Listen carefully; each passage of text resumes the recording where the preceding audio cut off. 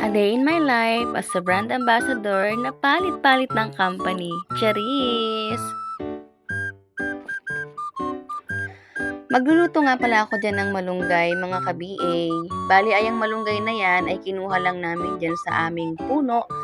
Not totally sa amin kasi maraming malunggay talaga dito banda sa amin.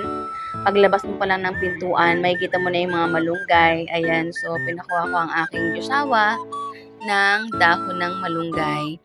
And ayan, sinamahan niya pa ng bunga kasi meron ng bunga yung malunggay na kinuhaan niya or yung puno. Actually, may ulam naman kami kasi nagkatay sila ng manok kagabi. Yung alaga naming manok dito, so kinatay nila.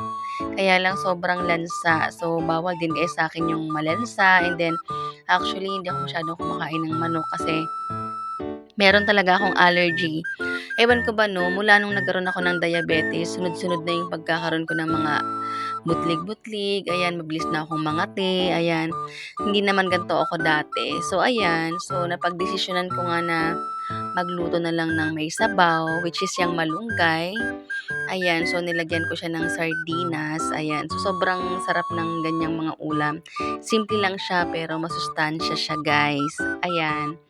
So, syempre, first, niluto ko muna yung aking bawang, sibuyas, and then sinunod ko yung sardinas. Ayan, nilagyan ko siya ng konting tubig, syempre. And then, nilagay ko na yung ating bunga ng malunggay. So, binalatan ko talaga siya ng husto kasi nga medyo matigas-tigas yung na yan, bunga na yan. And then, after nyan, syempre, nilagay ko na yung dahon. At ayan, tada! Kakain na kami.